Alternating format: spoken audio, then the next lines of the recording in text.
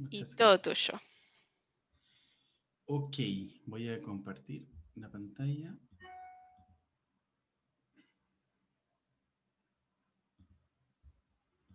Ya voy.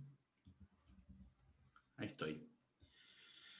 Muy buenos, bueno, no sé, estamos justo, por lo menos en Santiago estamos justo a las 12, así que no sé si buenos días o buenas tardes, donde estén.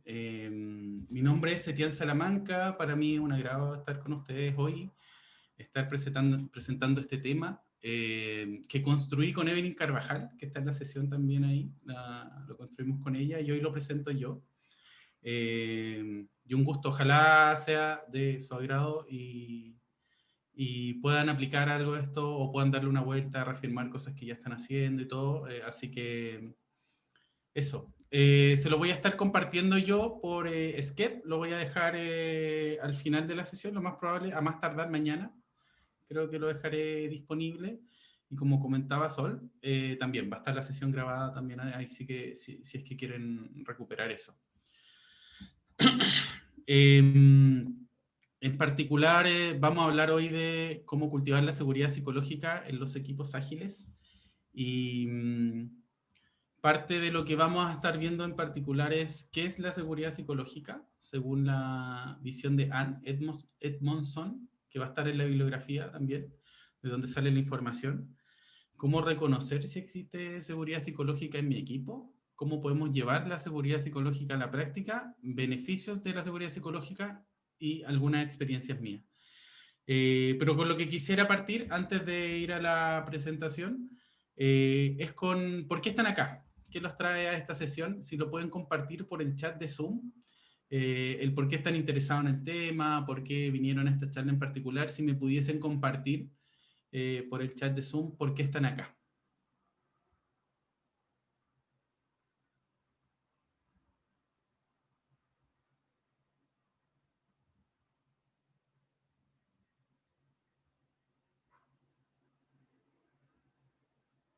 Si me pueden ir compartiendo en el chat y lo envían, ¿por qué están acá?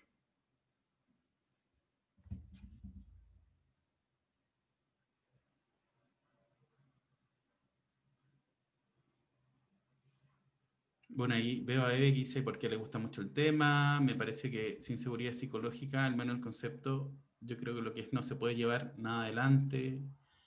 Federico dice, me pareció interesante, reconocer y darme herramientas. El nombre de la charla, mira.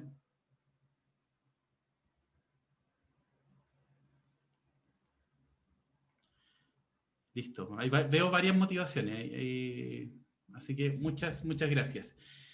Y ahora voy a ir ya como con el core de la charla. Sobre el final vamos a tener un espacio para conversar acerca del contenido, así que va a haber un espacio para conversar con otros, se lo adelanto, pero por ahora voy a ir profundo con el tema y contarles de qué va. Entonces, bueno, no sé si lo habían escuchado o no, pero el transbordador espacial Columbia, el 1 de febrero del 2003, se quemó al volver a entrar a la atmósfera y fallecieron los 7 astronautas a bordo.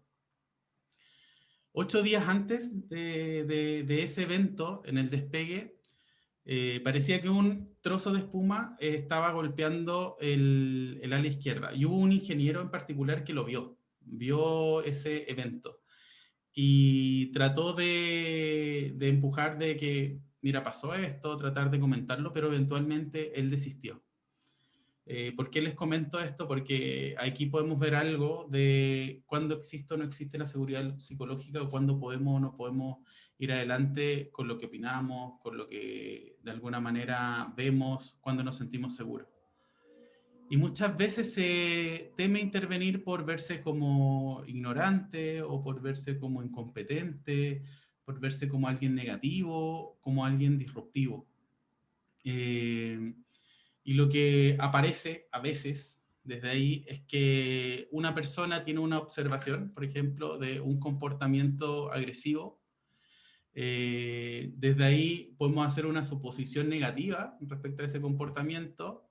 Adquirimos un comportamiento de autoprotección desde nosotros.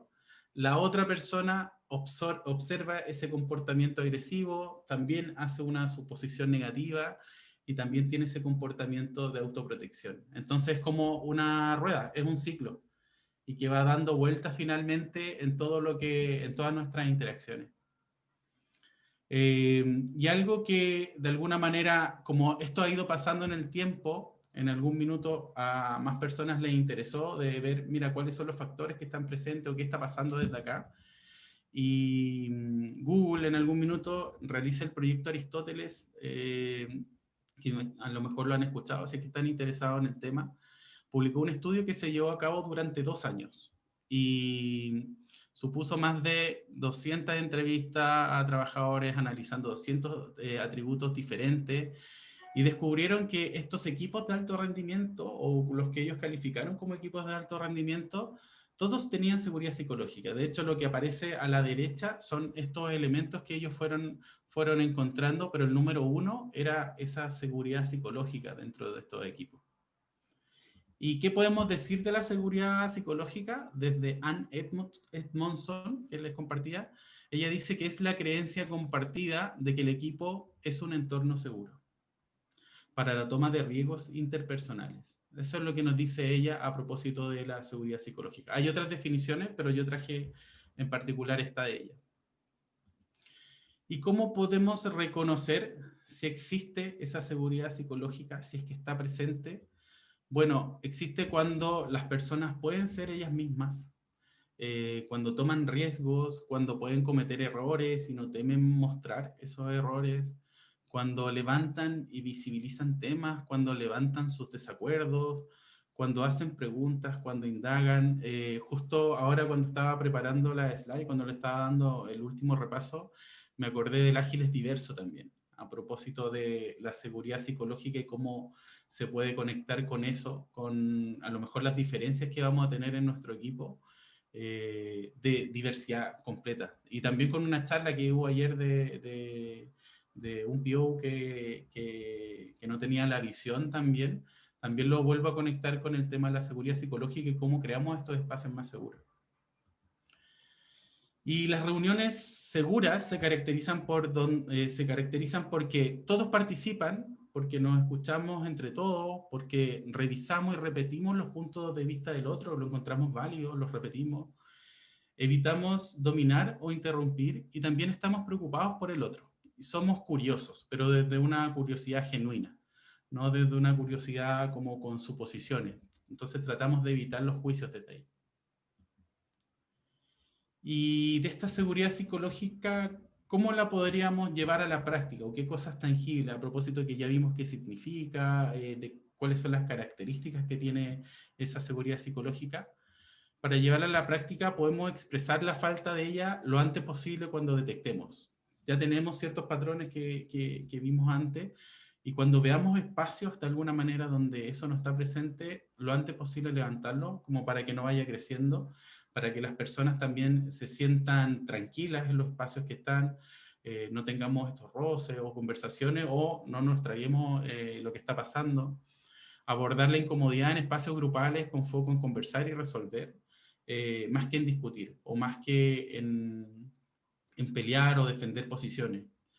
Indagar humildemente la causa raíz de la incomodidad y resolver individual o grupalmente. Y eso va a depender mucho del contexto, de nosotros como personas, de lo que estemos buscando, a propósito de que quizás necesitamos conversaciones individuales y también necesitamos conversaciones grupales y a lo mejor no tienen el mismo tono ambas, ni tienen la misma profundidad ambas.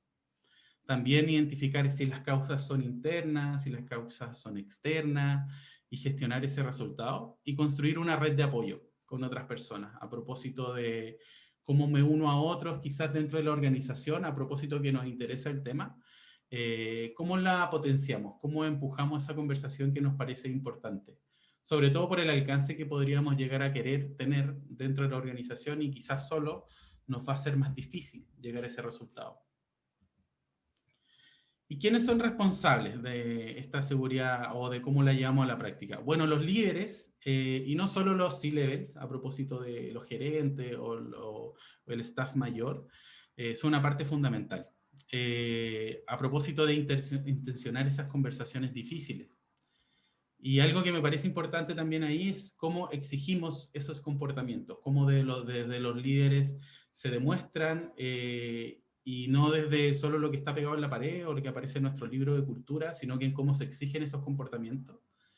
El equipo, dentro de un equipo, si es que pertenecemos a él, exigiendo a nuestros pares, incluso pueden incluir preguntas de seguridad psicológica en nuestro proceso de recruiting, en nuestro proceso de entrevista. Podríamos incluir algunos elementos que nos ayuden a ver desde ahí lo que queremos como equipo. Y si es que estamos desde el lado del facilitador, también estar presentes en lo que está pasando en el equipo, tener esas conversaciones individuales, también lo podemos llevar adelante. En particular, el core de esta conversación y esta charla sale desde un caso de estudio que encontramos junto a Evelyn en Agile Alliance, y desde ahí nos basamos y fuimos poniéndole nuestro sabor. Y la persona que realizó la charla era un Scrum Master, se desempeñaba como Scrum Master. Así que ese es el core que tiene detrás. Nosotros le fuimos tocando ciertas cosas a propósito que hicimos la traducción y le dimos nuestro sabor. ¿Cómo aumentar la seguridad? Replantearnos el estilo y los medios de comunicación. ¿Cómo estamos comunicando las cosas? ¿Cuál es el estilo que estamos utilizando? ¿Cómo reforzamos el aprendizaje como resultado de estos errores, finalmente? No solo como la equivocación o la culpa, sino cuál es la vuelta que le debemos dar a lo que aprendemos. Dar una explicación clara y transparente de los movimientos del equipo, por ejemplo. Si es que en algún minuto hay movimientos, aclararlo y no ir, no sé, a mí me ha pasado eso de necesidades de la empresa, por una necesidad mayor, pero no aclaramos efectivamente qué fue lo que pasó.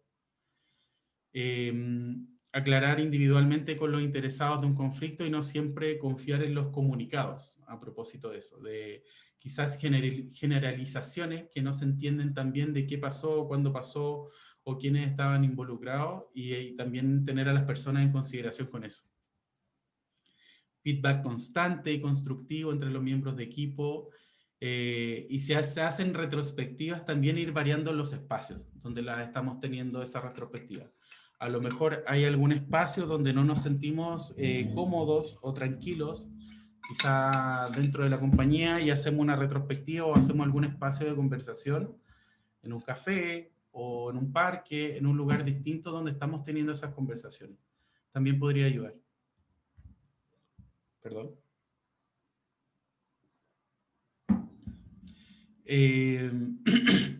¿Y cuáles son los beneficios que podemos tener de esta seguridad psicológica? Bueno, uno de los beneficios es que se puede alentar a hablar, a las personas a compartir, a conversar. Los equipos ágiles necesitan operar sin miedo a hablar. Si bien guardar silencio puede mantenernos a salvo, personalmente puede poner en riesgo a la organización.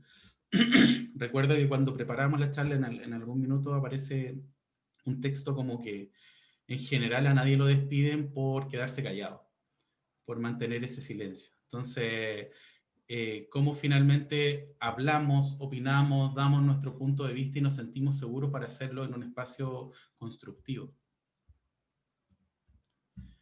Habilitar la claridad de pensamiento también es uno de los beneficios. Los entornos inseguros restringen el libre flujo de pensamiento, que es decir, que podemos pensar distinto, que podemos ser distintos dentro de esos espacios. ¿Qué más? Que podemos mitigar el fracaso. Todos cometemos errores, ya sea en nuestra vida personal o profesional, y fingir que somos perfectos finalmente nos pone en desventaja. Si es que tenemos ese punto de que todo sale bien y de que todo es perfecto, podemos mitigar el fracaso a propósito de tener presente esta seguridad psicológica. También promueve la innovación. Cuando las personas se sienten seguras para sugerir nuevas ideas y posibilidades, pueden suceder cosas asombrosas. A propósito de esta diversidad, a lo mejor, y de tener espacios con seguridad psicológica, de plantearnos algo que no habíamos estado pensando, algo totalmente fuera de la caja, en estos espacios donde, no sé, hay distintos géneros, hay distintos países presentes, hay distintas experiencias desde las diversidades etarias, pero son espacios donde finalmente tenemos distintas perspectivas, nos sentimos seguros, tranquilos, y tenemos distintas visiones que nos pueden aportar a lo que estamos haciendo en particular.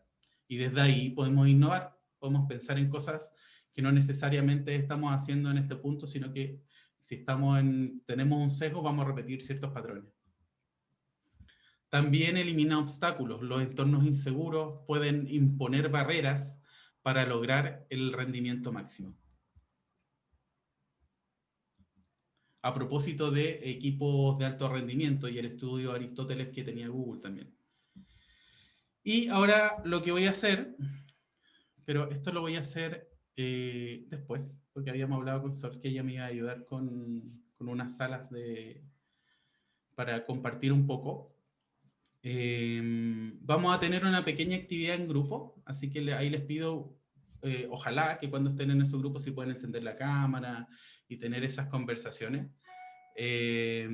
Vamos a hablar de cuáles son sus experiencias con estos conceptos de falta o de cuándo estuvo presente esta seguridad psicológica. Ahí, Sol, no sé si me puedes ayudar con eso. La idea es que Sí, conversemos durante unos 5 minutos. ahí ya la estoy armando.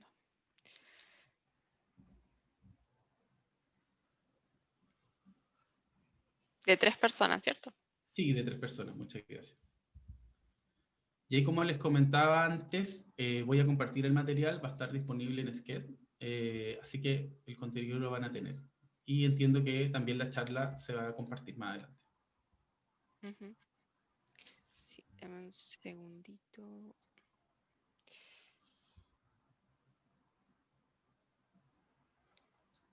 Pues está bajando gente y me está costando reasignarlos. Yo también he estado ahí, cuando vamos a hacer grupos. Ok.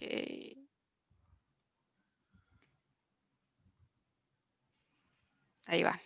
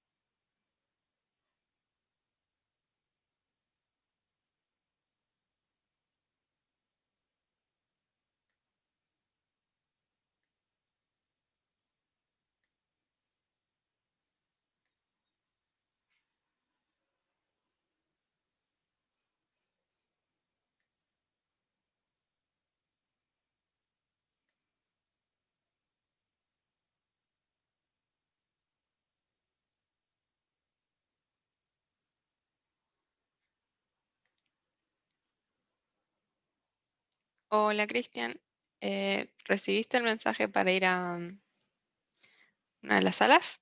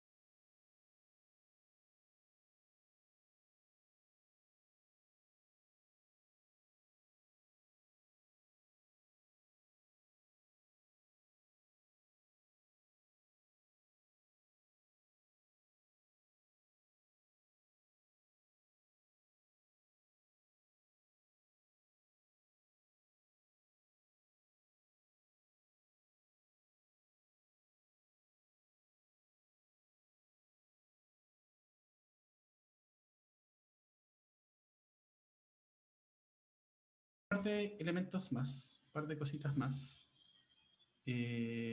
Perdón, creo que les compartí otra cosa. Disculpen. Ahora sí. Ahí vuelvo. Bueno, parte de... estuve con Genaro y con Luz en un grupo, que ahí compartí alguna experiencia, pero no eran estas en particular, así que les voy a compartir un par más de experiencias donde viví el desafío. En algún minuto llegué a un proyecto ágil o de transformación, donde que era de la banca, y estaba súper complicado. De la consultora a la que pertenecía yo en ese minuto era como el incendio, un nivel de rotación altísimo, gente pasándolo muy, muy mal, que yo lo sabía, lo había escuchado, pero vivirlo fue distinto, ver gente llorar o pasarlo mal y todo eso en algún minuto me afectó bastante.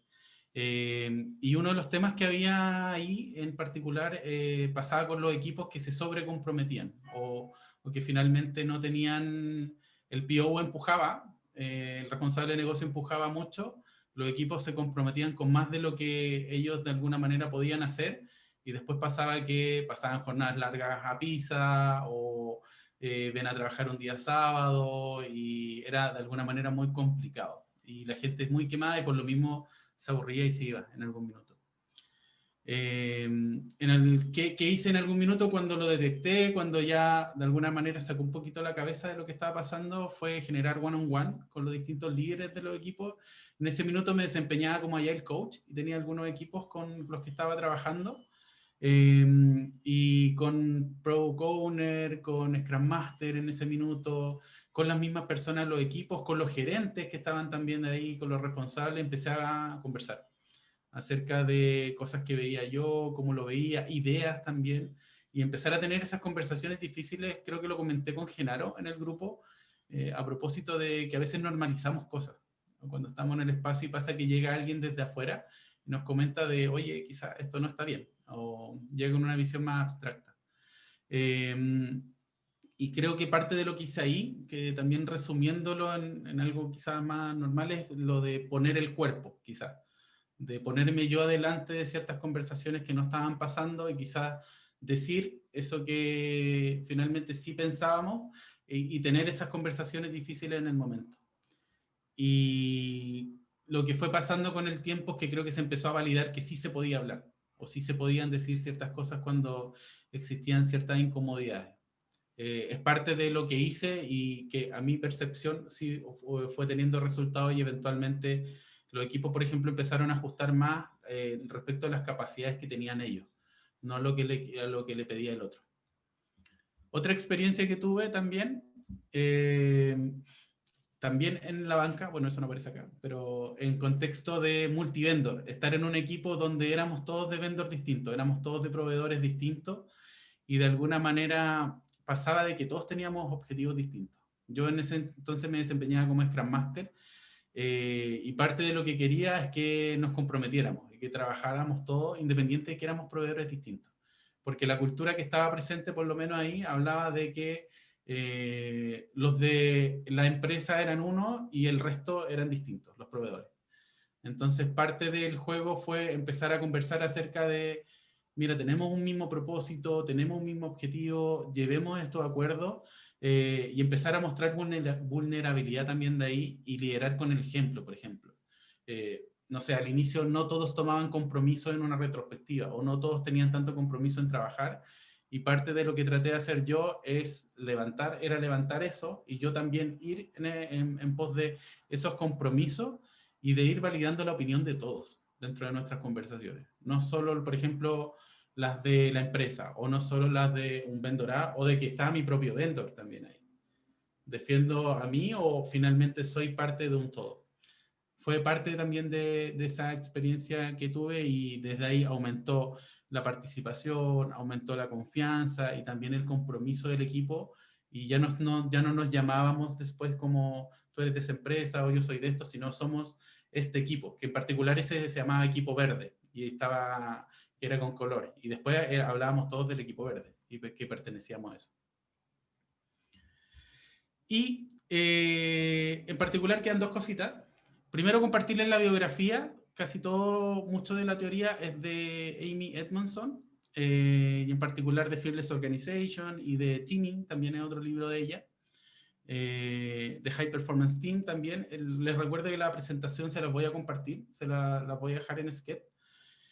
Y lo último, que compartamos en plenario quizá qué se llevan o qué podrían aplicar de lo que vimos hoy acerca de la seguridad psicológica. Así que ahora abro un poco el micrófono a quien quiera compartir, quien quiera opinar acerca del tema, acerca de lo que ha vivido, acerca de qué puede aplicar de lo que vio hoy. Así que, quien quiera.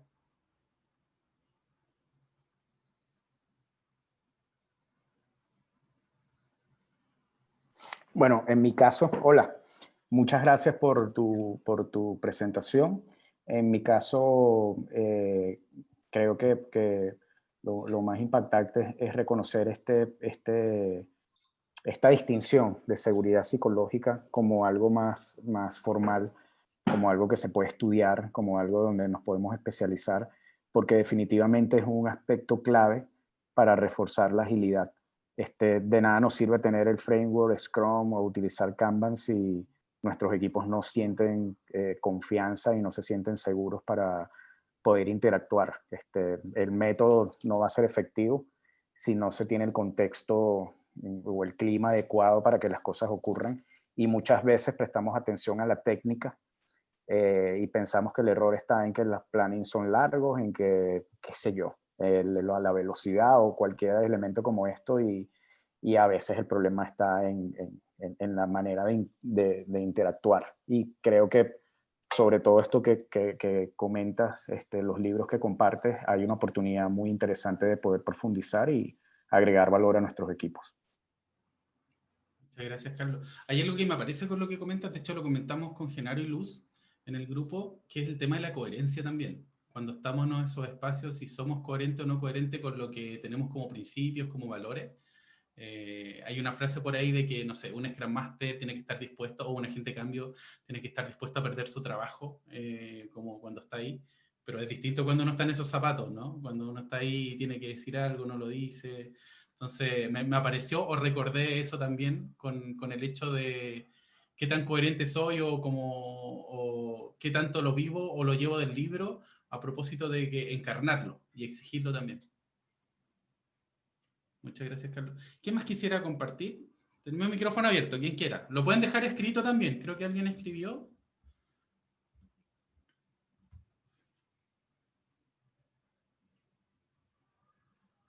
Espacio seguro, seguridad psicológica. Pueden decir lo que quieran.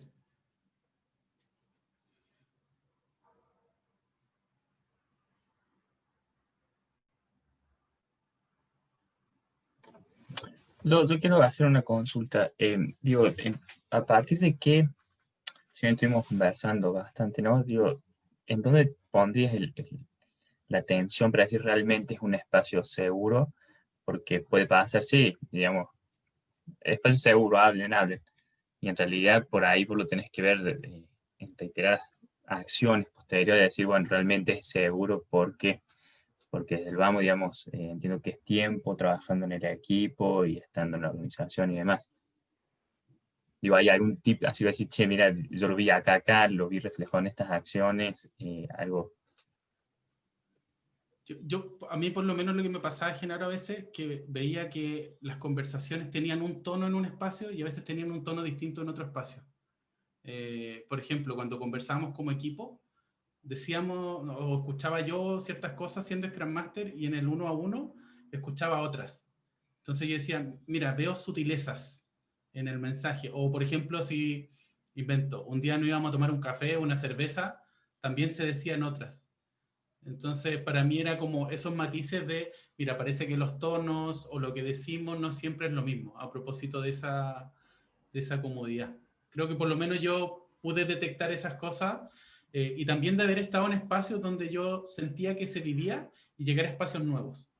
Y también creo que es un continuo de construir. Creo que no pasa de un día para otro tampoco, a propósito que somos personas, somos complejos, somos distintos y de alguna manera también vamos tanteando. Eso me parece un poco por lo que comentas tú.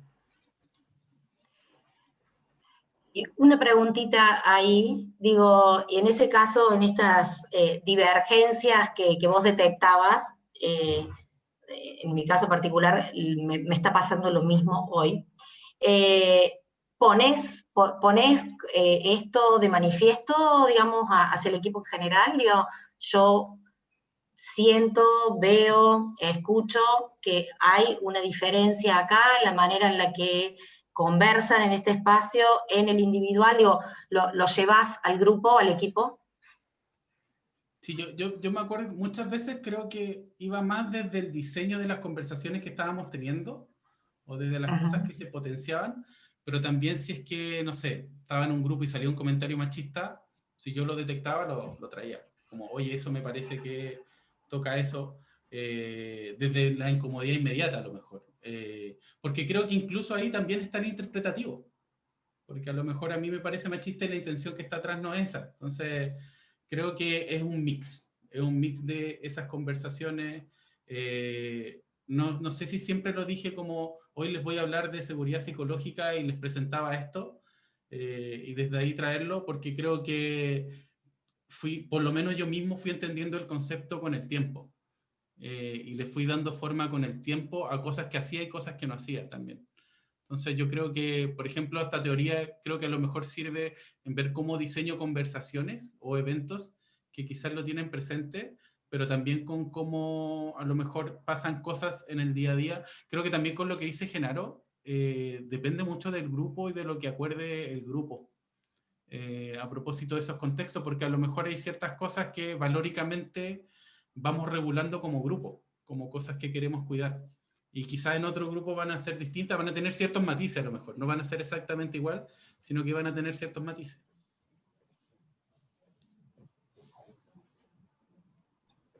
Ok, gracias. Gracias a ti. ¿Alguien más quisiera compartir? Uno más y creo que ya podríamos cerrar. Alguien que lo tenga ahí, no se vayan arrepentidos, compartan al último. Yo tengo una duda, ¿no? Entre este tema que planteas hoy de seguridad psicológica y los conflictos. Hace unos días dábamos una conversación en un equipo y decíamos, oye, nos falta conflicto. Nos falta, ¿en qué aspecto? Si lo ves distinto o propones una solución diferente, no nos vayamos por la primera. Entonces, ¿hasta qué punto o en tu experiencia, digamos, cómo relacionas una cosa con otra? El manejo del conflicto y también uno lee de este tema y a veces provocarlo, a veces inducirlo de manera respetuosa es súper importante para que surjan nuevos approaches y nuevos acuerdos dentro de un equipo. Y a veces atender las situaciones más incómodas son precisamente lo que necesitamos hacer para que mejore. ¿Cómo es ese trade-off entre mantener este espacio que estás comentando hoy y tener también, darle su espacio al manejo de los conflictos? Me acordé de un par de cosas con lo que comentabas, Carlos. Me acordé lo de equipos estables y también me acordé lo que plantea Pelo de equipos semi-estables, que dice que también de repente agregarle un sabor o que rote una persona le agrega esto que quizás no es conflicto, pero sí es como algo distinto de yo llegando a un equipo nuevo que reconfigura todo. A propósito, también me acordé de lo de Tugman, de ir a Storming, quizás cuando reformo equipo, reformo grupo.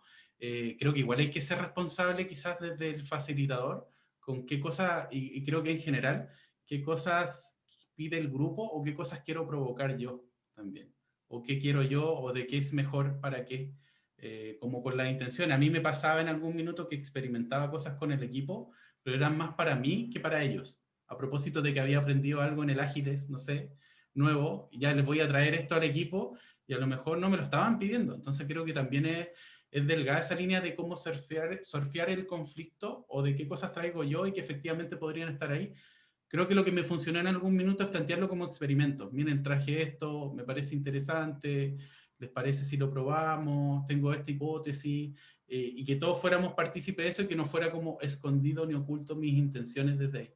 Eso se me ocurre un poco con lo que comentas tú, Carlos. Creo que hay que surfearlo, pero desde ahí también viene un trabajo personal para tener esas conversaciones difíciles. Porque por lo menos a mí me pasó, que vengo más del palo de TI, de que no estaba preparado para esas conversaciones difíciles y que en algún minuto, no sé, cuando era Scrum Master es cuando era una esponjita y absorbía todo y empecé a prepararme con terapia, con conversaciones, con temas de coaching, con empezar a adquirir más herramientas para tener esas conversaciones.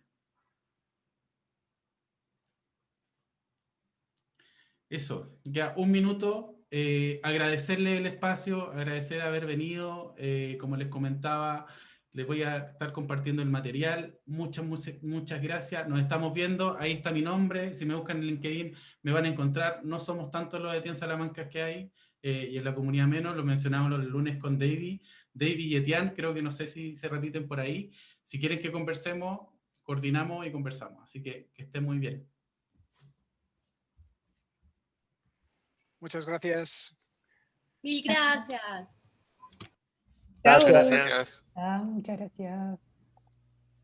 Gracias. Buenísimo, muchas Adiós, gracias, Etienne. gracias. Chao, chao. que estén bien. Recuerden de dejarnos el feedback para Etienne y para Sí, nosotros para la el organización. feedback. Muchas gracias, se me olvidó. Perdón. Muchas gracias.